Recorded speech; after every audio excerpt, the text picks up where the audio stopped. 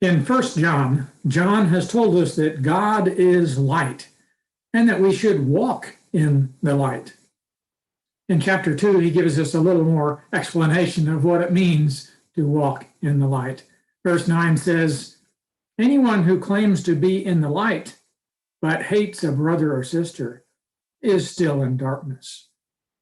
Apparently, some people were claiming to be in the light, to be enlightened, to know God, but their behavior was not in accordance with the way that God is.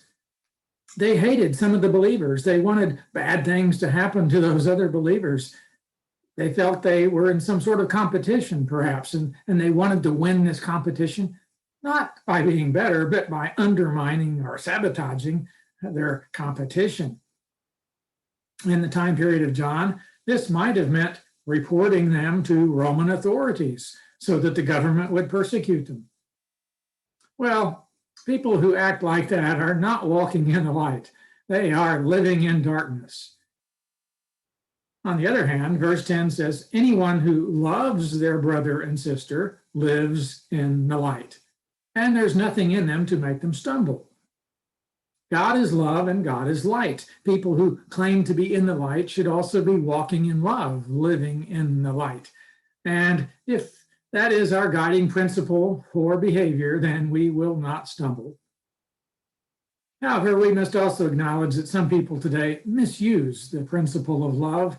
They have their own definitions of love, and they might even say that John is not being loving because he's calling other people liars. But our definition of love needs to be in agreement with what God reveals in the Bible. He is love, and he defines what love is.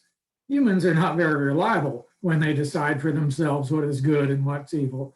We need to live in the light of what God reveals in the scriptures he's inspired to be written.